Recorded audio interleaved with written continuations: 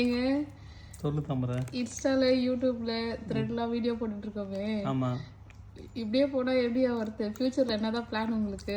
எவ்வளவு பேர் கேக்குறாங்க, வந்தனா போனனா இப்படியே போட்டுட்டு இருக்கீங்க, இதை மாத்துங்க அதை மாத்துங்கன்னு சொல்லிட்டு இருக்காங்க. இத பத்தி நீங்க என்ன நினைக்கிறீங்க? அதை பத்தியா? நானும் அதான் யோசிச்சு பார்த்தேன். சரி, ரஜினி சார் மாதிரி ஏதாவது ஸ்டைல் பண்ணி போகலான்னு பார்த்தா எனக்கு ஸ்டைலும் வராது.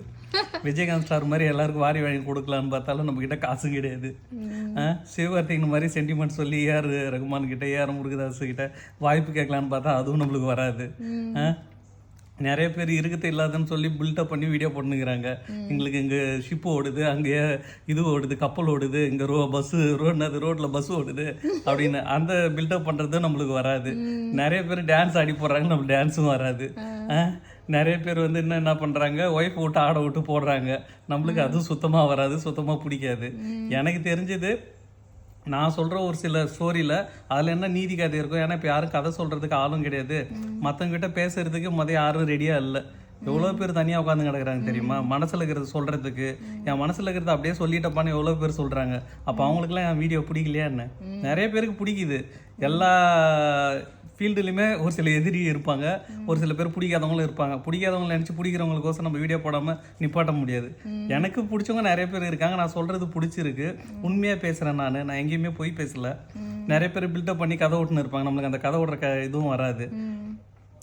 எனக்கு என்னன்னா, இந்த ஸ்டோரி மூலயமா நிறைய பேருக்கு என்னென்ன நம்ம சொல்ல முடியும். அதாவது ஒரு ஹஸ்பண்ட் ஒய்ஃப் எவ்வளோ ஒத்துமையாக இருக்கணும், எப்படி இருக்கணும், ஹாப்பியாக இருக்கணும், ஒருத்தவங்களை விட்டு கொடுக்கக்கூடாது, குழந்தை, குடும்பம், இதெல்லாம் நான் பற்றி பேசிட்டு இருக்கேன்.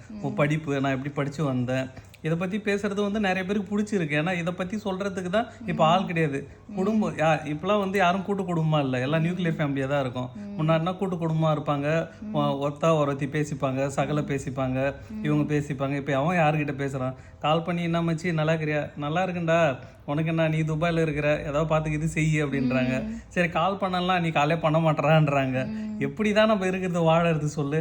எல்லா ஃபீல்டுலையுமே இன்னும் சொல்லப்போனால் நம்ம ஒரு ஸ்டெப் மேலே போனால் காலை பிடிச்சி ஈத்து விடுறதுக்கு தான் அங்கே நிறைய பேர் இருக்கிறாங்க. இது எனக்கு மட்டும் இல்லை, எல்லாருக்குமே. அதனால் எனக்கு என்னன்னா, எனக்கு என்ன வருதோ அதை வச்சு போடுவோம். விரும்புகிறவங்க பார்க்க போகிறாங்க. அதே மாதிரி மக்களே, நீங்கள் வந்து ஏதாவது இது மாதிரி இதை பற்றி பேசுங்க, அதை பற்றி பேசுங்க, இதை பற்றி சொல்லுங்கள், இந்தந்த கண்டென்ட்டை வந்து மாற்றுங்க. இல்லைனா வந்து உங்களுக்கு ஏதாவது சஜஷன் இருந்தால் நீங்களும் சொல்லுங்கள். கண்டிப்பாக நாங்கள் நிறைய பேர் ஒருத்தர் வந்து டிரைவரை பற்றி போடுங்கன்னு சொல்லியிருக்காரு. கண்டிப்பாக அதுக்கு ஒரு சுச்சுவேஷன் அமைகிறப்போ போடுவோம். அதுக்கப்புறம் இன்னொரு அம்மா சொல்கிறாங்க, எப்போ பார்த்தாலும் நீங்கள் ஒய்ஃபை பற்றி குறையா சொல்லி போட்டுக்கிறீங்க, எங்கள் வீட்டுக்காரர் உங்கள் வீடியோ எல்லாத்தையும் ஷேர் பண்ணிக்கிறாரு, அவங்க ஒய்ஃப் வர எல்லாத்தையும் சிரிச்சுன்னுக்கிறாங்க அப்படின்னு. எங்கள் ஒய்ஃப் வந்து சிரிக்கிறவங்க கிடையாது. அவங்க வந்து ஏஆர் ரகுமான் மாதிரி ஒரு கண்டென்ட் முடிச்சு டாயின் டாயின் ஒரு மியூசிக் போடுவாங்க. அதுதான் அவங்க ஸ்மைலு. ஓகேவா?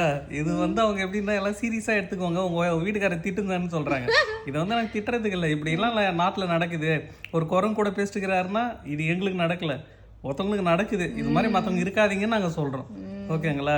அதே மாதிரி நிறைய விஷயம் வந்து எப்படின்னா, சோறாடா முக்கியம், நிம்மதி தாண்டா முக்கியம்னா ஒரு அண்ணா சொன்னார், அது மாதிரி நிறைய பேர் அஃபெக்ட் ஆகியிருப்பாங்க அப்படின்னு நாங்கள் சொல்லி போடுறோம். அவ்வளோதான்.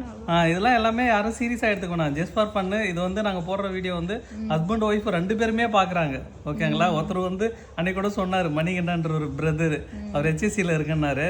உங்கள் வீடியோ தான் நாங்கள் 2 பேரும் பார்க்குறோம், நான் பேசுறது எல்லாம் நீங்கள் பேசுகிறீங்க, என் மனசில் இருக்கிறத அப்படியே சொல்லிட்டீங்க அப்படின்னு சொல்கிறாங்க. இந்த வீடியோ வந்து நிறைய பேருக்கு பிடிக்கும். நான் வந்து என்ன சொல்கிறது, பெரிய ஆக்டர் கிடையாது, டான்ஸ் ஆடி போடுறதுக்கோ. இல்லைனா வந்து எனக்கு தெரிஞ்ச ஒரு விஷயத்த ஷேர் பண்ணுறேன். பிடிச்சிருக்கிறவங்க நிறைய பேர் லைக் பண்ணுறாங்க. அவங்களுக்கு இந்த நேரத்தில் எங்களுடைய நன்றி. ஓகேங்களா? அதான் 10 கமெண்ட் வந்து ஒரு 10 கமெண்ட் நல்லா வந்துச்சுன்னா ஒரு கமெண்ட் தான் நெகட்டிவா வருது. அதான் இதில் இன்னொன்று என்னன்னா, நிறைய விஷயம் சொல்லணும்னு நினச்சேன். இப்போ அபுதாபியில் இருக்கிறவங்க அவங்களாம் வந்து நல்லா இருக்குன்னு சொல்லி அப்ரிஷியேட் பண்ணுறாங்க.